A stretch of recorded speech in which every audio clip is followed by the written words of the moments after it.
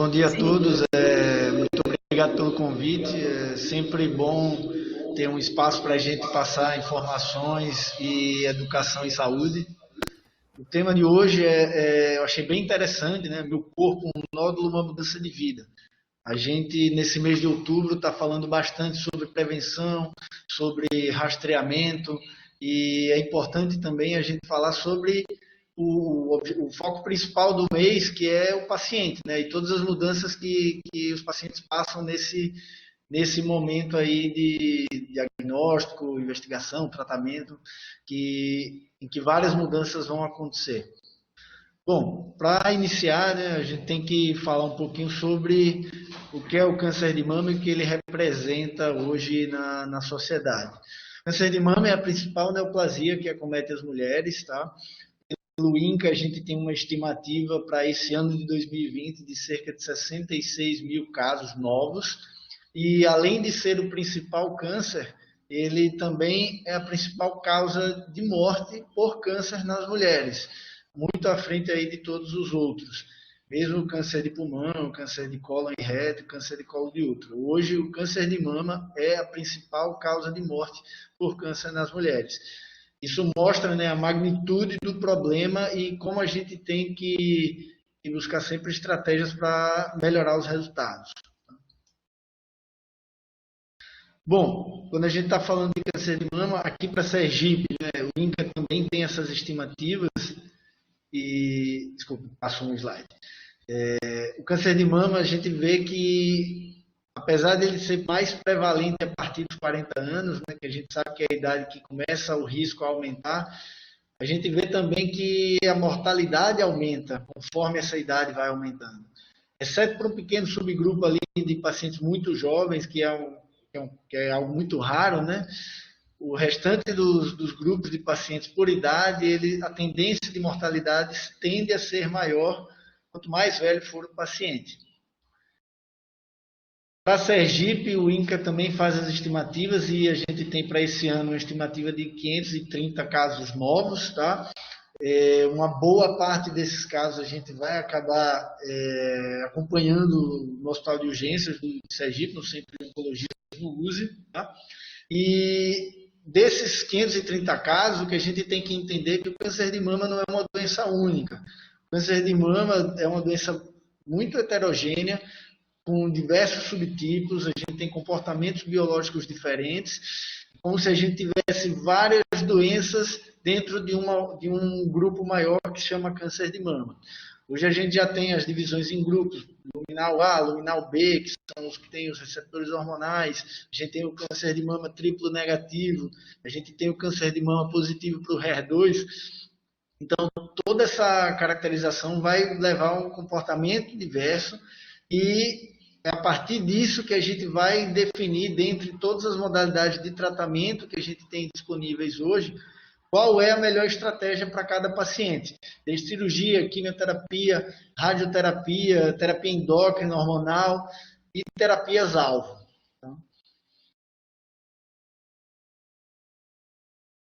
Bom, pensando aí no tema da aula, né, começando com o meu corpo, né, eu começo falando sobre os fatores de risco para a gente desenvolver um câncer de mama. E a gente já tem bem estabelecido alguns fatores, sendo que uma parte deles é relacionada a hábitos de vida, hábitos modificáveis, outra não. A gente tem a obesidade, o sedentarismo, o consumo de bebida alcoólica, o uso de reposição hormonal pós-menopausa. Esses são alguns fatores que a gente sabe que levam a um aumento de risco do câncer de mama. Existem também outros fatores que não são modificáveis, que são a história familiar, uma história de mãe, de tias, de muitos familiares com câncer de mama. Isso vai aumentar o risco também dessa paciente de desenvolver o câncer de mama. E além disso, a gente também tem algumas alterações genéticas que hoje a gente sabe que aumentam consideravelmente o risco do desenvolvimento do câncer de mama, como, por exemplo, a mutação do gene BRCA. Seguindo com o meu corpo, a gente levanta essa bola para as mulheres conhecerem melhor o seu corpo, ficarem atentas a qualquer sinal de mudança. como o surgimento de nódulos, o surgimento de alterações de pele, na textura, retrações, às vezes alterações no mamilo, o surgimento de alguns gânglios nas axilas. Todas essas são alterações que elas têm que ficar atentas para buscar um especialista e tentar descobrir logo o que é. A ideia do autoexame não é necessariamente fazer o diagnóstico no autoexame, não é isso. É que a mulher se conheça melhor para, ao notar alguma alteração, qualquer que seja, que ela busque ajuda e que ela consiga investigar e saber se isso realmente é algo que precisa ser levado a sério e tratado, investigado e tratado, ou não. Então, a questão do conhecer o corpo é para a gente ficar mais atento e não deixar, às vezes, passar uma alteração que a gente já poderia descobrir no estágio mais inicial. Mas, quando a gente fala disso, a gente tem que ter o conhecimento do próprio corpo para ir atrás de ajuda quando necessário, mas o ideal é que a gente consiga detectar o câncer de mama na fase mais inicial possível. E para isso, a melhor estratégia é o rastreamento. Para a gente perceber alguma coisa alterada, às vezes o nódulo tem que estar com 1,5 centímetro pelo menos. Então, às vezes pode ser ainda inicial, mas às vezes pode já estar um pouco mais avançado. Então, o rastreamento vem para isso, para a gente conseguir detectar alterações que de outra forma a gente não detectaria. E hoje, para rastreamento, a principal técnica é a mamografia. A mamografia hoje está indicada no mundo inteiro como rastreamento, está indicada para todas as mulheres a partir dos 40 anos e deve ser feita idealmente todo ano. Com a mamografia a gente consegue achar alterações que a gente muitas vezes não acha no exame físico. E com isso a gente consegue dar um diagnóstico mais precoce e aumentar as taxas de sucesso do tratamento. Outros exames também a gente pode solicitar, como por exemplo o ultrassom de mama. É muito comum a gente pedir ultrassom de mama como uma complementação da mamografia. A mamografia pode mostrar uma alteração ali que ficou inconclusiva, a gente segue com a mamografia para prosseguir com essa investigação. E outros exames também podem ser pedidos a depender de cada caso. Tá? Bom, daí a gente parte, meu corpo e agora o nódulo, né? Apareceu um nódulo na mama, apareceu alguma alteração. Isso tudo de cara, vai gerar uma série de pensamentos, de dúvidas, vai vir ansiedade, vai vir medo. Será que tem alguma coisa errada? Será que eu estou com câncer? Não estou?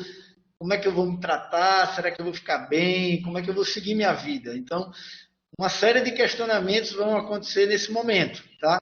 Desde o achado alterado, até passar na avaliação médica, fazer os exames de investigação e ter o diagnóstico inicial do tratamento, esse paciente vai ficar ansioso, vai ficar ansiosa, vai ficar com receio, com medo. E ela vai passar por diversos profissionais, desde a atenção básica, que é quando normalmente é o primeiro contato aí com o sistema de saúde, até passar para um serviço de média complexidade, para fazer um diagnóstico, fazer uma biópsia e chegar no centro de alta complexidade, onde ela vai receber o tratamento.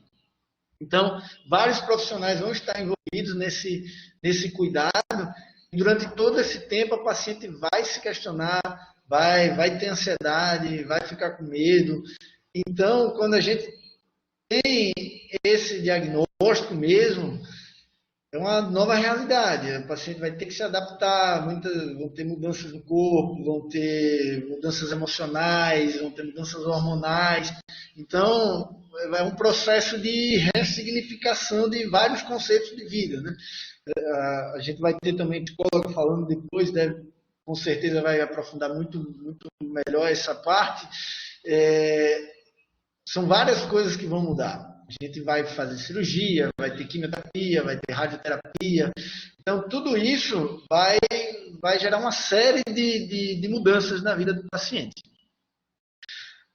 Mas antes disso, antes de ir para a parte de tratamento, aqui esse slide eu coloquei mais para a gente saber o que é que a paciente vai acabar fazendo de exames, né? Muitas vezes a paciente chega uma biópsia e não sabe o que precisa fazer, vou fazer exame, não vou fazer tomografia, não vou. Então, toda vez que a gente faz um diagnóstico de uma neoplasia, e isso não é exclusivo do câncer de mama, a gente tem que avaliar a extensão da doença. A gente sempre tem que avaliar a extensão da doença para a gente saber qual é o melhor planejamento para aquele caso específico. E essa avaliação a gente faz fazendo tomografias, tórax, abdômen, pelve, a gente pode fazer cintilografia óssea, eventualmente, em algum caso ou outro, a gente pode até partir para um PET-CT. E a gente também precisa definir a questão de receptores hormonais, o HER2, que é toda essa caracterização molecular que a gente já tem hoje para fazer o planejamento do tratamento. A gente junta tudo, exames de imagem, biópsia, imunistoquímica, todos esses resultados para a gente conversar com o paciente e traçar o melhor planejamento. E daí, quando a gente pensa em tratamento, hoje a gente tem uma série de modalidades, mas nem sempre foi assim. O tratamento do câncer de mama na era moderna, ele começou no século XIX com o Dr. William Halsted, que era um cirurgião americano. Foi ele que desenvolveu a primeira técnica de mastectomia. E inicialmente era uma técnica muito mais agressiva, muito mais mutiladora, né? Saía a mama toda, saía músculo peitoral, saía linfonodos axilares, saía tanta coisa que o paciente com certeza ficava com sequelas. E essa que a gente vê na foto, né, o linfedema, esse inchaço aqui no braço, isso é uma coisa muito comum. Hoje a gente ainda vê, em alguns casos que realmente precisa fazer o esvaziamento da axila, a gente vê isso como sequela. Mas antigamente era muito pior. Então, com o tempo, o tratamento para o câncer de mama ele foi evoluindo, né? Em 1882 começou a se operar, né? Já no século XX, na década de 30, a gente já teve uma modificação cirúrgica, que a técnica ficou menos mutiladora. Na década de 30, a gente começou, ainda de forma rudimentar, mas começou a ter estudos com a radioterapia. Na década de 70 começou o tamoxifeno, na década de 80 descobriu-se o gene do HER2. E aí, de lá para cá, uma série de coisas foram sendo descobertas e aprovações de drogas, o anastrozol aí na década de 90, e agora, mais recente, no século XX, uma caracterização molecular muito mais detalhada e a aprovação de diversas drogas, né? Terapia-alvo para o HER2, o trastuzumab, que é o estudo de 2002, depois veio o pertuzumab, e vem uma série de outras drogas que foram incorporadas e que conseguiram melhorar de forma significativa os efeitos colaterais e os resultados de cura do paciente. Até chegar hoje, né? Hoje a gente vai seguir o passo a passo, né? Biópsia imunistoquímica, faz os exames de estadiamento, define o estágio da doença, conversa com o paciente, junta tudo isso e define qual é o melhor planejamento terapêutico. E aí a gente vai. Vamos para a cirurgia, vamos para a quimioterapia, vamos para a radioterapia. Então eu vou pontuar aqui alguns tópicos de cada modalidade de tratamento, porque destrinchar como vai ser o planejamento seria uma aula de, acho que umas 2 horas no mínimo. Então, assim, vou pontuar sobre cirurgia, sobre radioterapia, sobre hormônio e químio, para a gente ter uma ideia geral da coisa, mas esse planejamento ele é muito individualizado hoje em dia. Cada paciente vai ter uma nuance diferente e vai direcionar o seu tratamento para um lado ou para o outro. Então, em termos de cirurgia, hoje a gente já tem técnicas muito mais modernas, né? A gente consegue fazer cirurgias bem mais conservadoras, cirurgia de setor, cirurgia de quadrante, até chegar a uma mastectomia. Isso tudo vai depender, óbvio, do estágio da doença do paciente. E com relação a isso, a gente também vai ter as toxicidades, né? O paciente faz uma cirurgia radical, precisa ter um tumor maior, precisa tirar gânglios da axila. Tudo isso vai definir quais vão ser os efeitos colaterais e as mudanças que o paciente vai passar. E a gente vê, ainda hoje a gente vê o linfedema, quando precisa fazer o esvaziamento axilar. Algumas pacientes desenvolvem uma dor crônica por conta do acometimento de plexos nervosos. A gente vê pacientes que ficam com limitação de movimentação, precisam do pessoal da físio para dar um suporte muito bom, muito grande nisso. E até alterações de autoimagem. A pessoa se olha no espelho e perder a mama é uma coisa que é muito significativa para as mulheres, né? Não é só estética, né? É toda a questão do se reconhecer. Então, ainda hoje, mesmo com todos os avanços, a gente tem esses efeitos e a gente tem todas essas mudanças que a mulher vai ter que se adaptar e precisar de apoio, de acolhimento para passar por isso. Então, quando a gente pensa em radioterapia, a gente usa porque a gente sabe que reduz o risco de recorrência local da doença. Então, depois da cirurgia, a gente vai discutir, vai ver o tamanho do tumor, ver como é que estava a axila, ver qual foi o tipo de cirurgia, para a gente discutir, vamos para a radioterapia, não vamos para a radioterapia. Radioterapia é um tratamento com radiação. Então, é esperado que a gente tenha algum tipo de efeito na pele, a gente vai ter esse efeito que a gente chama de radiodermite, e é como se fosse, parece para o paciente como se tivesse tomado uma queimadura de sol. E isso, infelizmente, acontece, ainda bem é uma coisa aguda, depois melhora, mas a gente vê pacientes que também ficam com dor no local, às vezes fica a pele mais escurecida, às vezes fica com um pouco de limitação a depender do campo da radioterapia. Então, também é um tratamento que vai levar a uma série de adaptações na vida do paciente. Partindo para a quimioterapia, né? Botei a foto aqui como os pacientes muitos falam, né? A quimio vermelha, né? A gente fala de quimioterapia, a gente tem vários momentos que a gente pode usar a quimioterapia. A gente pode usar depois da cirurgia, que é a quimioterapia adjuvante. A gente pode usar antes da cirurgia, que é a quimioterapia neoadjuvante. E aí a gente usa normalmente quando tem um tumor mais avançado, né? A gente começa com a quimioterapia para depois operar. E os esquemas de quimioterapia normalmente não é uma droga só, são várias medicações. A gente tem ciclofosfamida, doxorubicina, paclitaxel, são uma série de nomes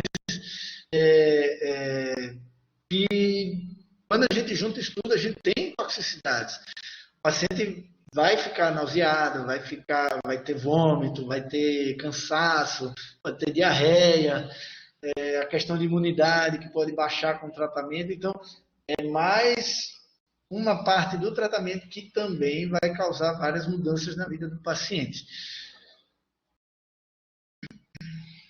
Além disso, aí acho que já está chegando no final, a gente também tem a hormonioterapia, né, que é a terapia endócrina, como a gente fala.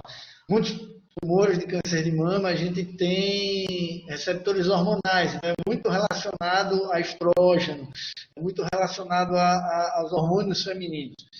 Então, nesses pacientes, muitas vezes a gente tem que bloquear essa questão hormonal.